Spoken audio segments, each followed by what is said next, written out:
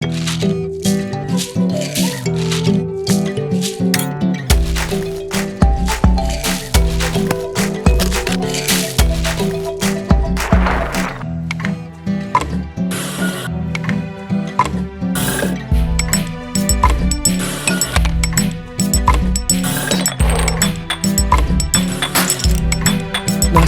origem e essência do Brasil para o mundo.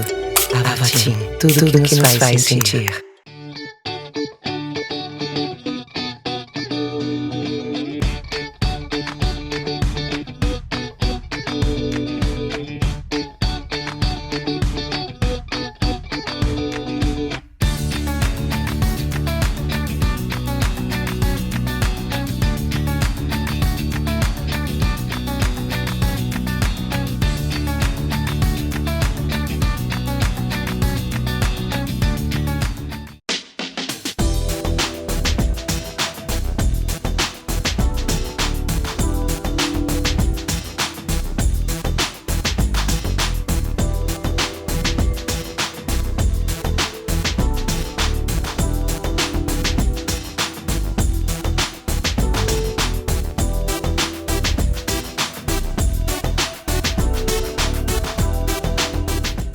Oi gente, tudo bem? Voltando com mais um Estética Day aqui para vocês nesta quarta-feira, meinho de semana e trazendo um tema super importante tanto para a vida das mulheres quanto para a vida dos homens.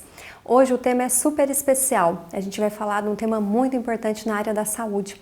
E o meu convidado também é uma pessoa super especial. Hoje o convidado do Estética Day é o Dr. Otávio Araújo, ele que é farmacêutico especialista em análises laboratoriais, e vai então nos contar um pouquinho sobre o mundo dos exames. E o que é mais legal é que vocês vão entender que a gente não precisa fazer exames somente de rotina. Hoje existe uma tecnologia super avançada que nos dá também a opção de exames para a estética. Então é isso que nós vamos ver aqui com o meu convidado. Otávio, seja muito bem-vindo ao programa Estética Day. Tudo bem, obrigado pelo convite. É uma honra estar vindo aqui participar e falar um pouquinho desse tema que é tão inovador em algumas coisas e esclarecer as dúvidas do que for geral também. Otávio, começa explicando pra gente então que dentro aí da sua área de atuação nos exames laboratoriais existem os exames de rotina. Sim. Mas na área da estética, você disse aí da inovação dentro deste campo, existem alguns exames que são super então inovadores. Conta pra gente então quais seriam esses exames. Hoje, assim, com a evolução, da medicina de uma forma geral, e assim, até a população tem buscado cuidar melhor da saúde, tem buscado a longevidade, né?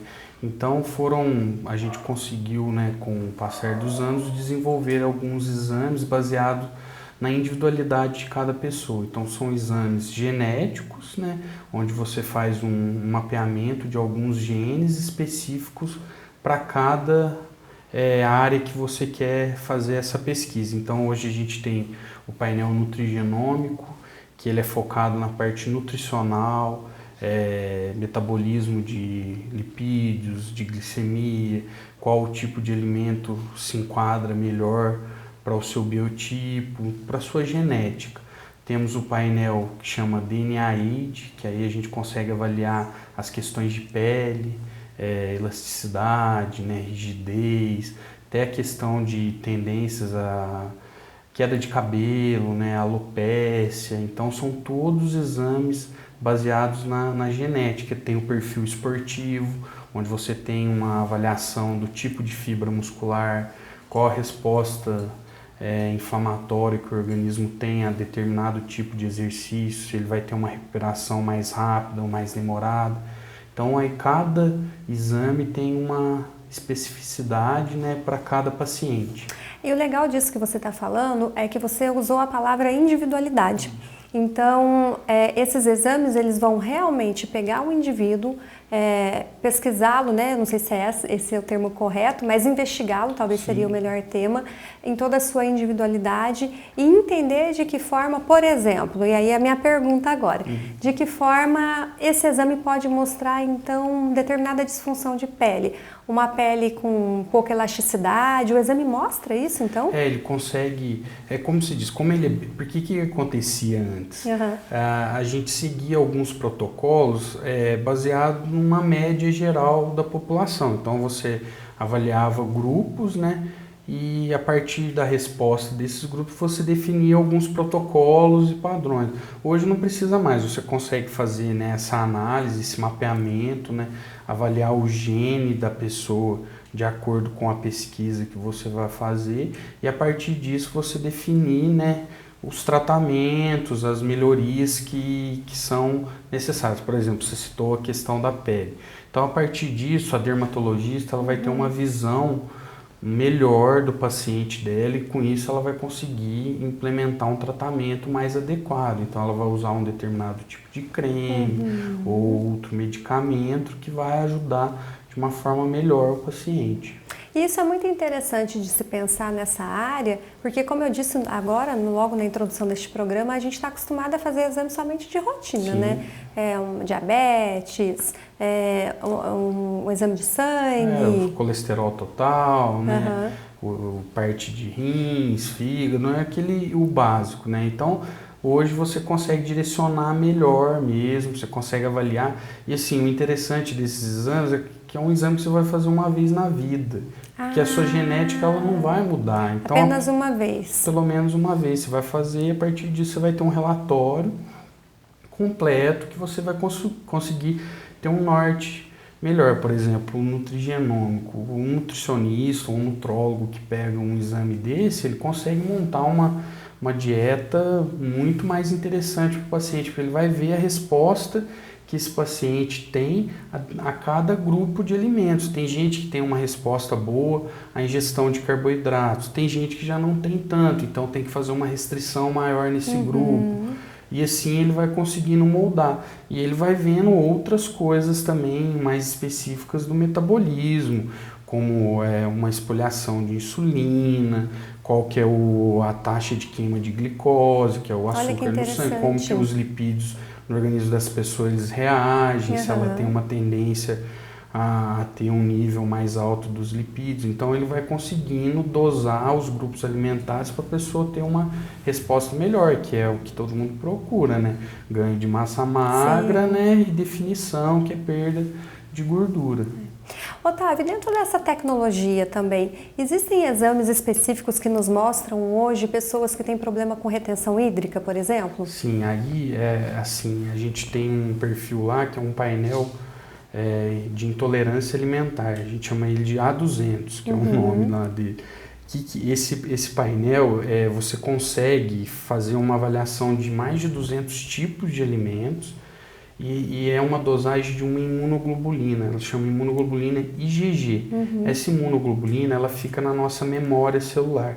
Os exames que a gente fazia antigamente, ainda usa, é bem corriqueiro pedir, ele não te dá essa, como eu vou dizer, essa garantia da alergia, porque ela faz uma dosagem da imunoglobulina IgE. Essa imunoglobulina, se você não fizer a dosagem desse tipo de reação alérgica, quando a pessoa está no ápice dela, ela pode dar um valor falso negativo. Então a pessoa apresenta alergia ou intolerância, só que dá negativo porque ela saiu da fase aguda. Então, nesse que faz hoje, que é a imunoglobulina IgG, ela fica na memória celular. Então, sempre que você dosar, ela vai dar se a pessoa tem intolerância ou não. Então, a partir disso, você consegue ver se a intolerância ela é leve, moderada ou severa. E você consegue ver onde você pode substituir cada grupo de alimento, né, que você apresenta essa intolerância. E esses 200 tipos de alimento que você citou, isso vem numa listagem do exame? Vem numa listagem, olha, vem que um interessante. relatório, assim, aí dá o grupo de cada alimento, são carnes, peixes, né, cereais, grãos, etc. e dá o nível, né? Se a pessoa tem intolerância, se é leve, moderado ou severo, ou se não tem. E a partir disso você consegue ter uma lista de substituição, porque o que acontece? Quando você tem a intolerância alimentar, já saíram vários estudos e publicações, elas são diretamente relacionadas à retenção hídrica, a vários tipos de reumatismo, desconforto estomacal, intestinal. Então, às vezes as pessoas tratavam certas coisas como se fosse, por exemplo, um reumatismo, e não, às vezes é pela alimentação. Aí, a partir do momento que você substitui esse tipo de alimentação, você consegue ter um controle melhor. Ou seja, às vezes tem pessoas que estão sofrendo com retenção hídrica. Sim. E aí vou trazer aqui para o meu lado, para o meu tema, e a pessoa está lá numa clínica de estética e está fazendo um procedimento estético e a retenção continua, o que é muito comum, a gente sabe disso, e ela na verdade não sabe a causa, que pode ser uma intolerância alimentar. Sim, então exatamente. Esse exame ele é super importante para diagnosticar esse processo. E esse exame é pedido por qual médico então? Pode ser nutrólogo, nutricionista, um endócrino. Se eu quiser fazer... Até um ortopedista pode pedir, porque tem ação na parte de artrite, alguns reumatismos. Entendi. Mas, por exemplo, se eu quiser ir lá no seu laboratório, né, e falar, Otávio, eu quero fazer esse exame, eu posso ou eu preciso de um pedido médico? Não, pode fazer sim. Isso não tem uma restrição. Que legal. A pessoa querer fazer o exame. Ainda mais que é um exame assim que busca, né, o bem-estar, né, a melhora na qualidade de vida. Porque é igual a gente estava falando, a pessoa às vezes ela não sabe da onde vem, ela fica tratando, brigando com aquilo, tratando como se fosse uma coisa tradicional, e às vezes não é. É uma coisa derivada da alimentação. O estilo de alimentação mudou muito das pessoas. A industrialização é muito grande, então tem várias coisas que acabam prejudicando, e a pessoa vai desenvolvendo alguns sintomas e ela não descobre, ela trata e não melhora. Então hoje tem isso já para ajudar.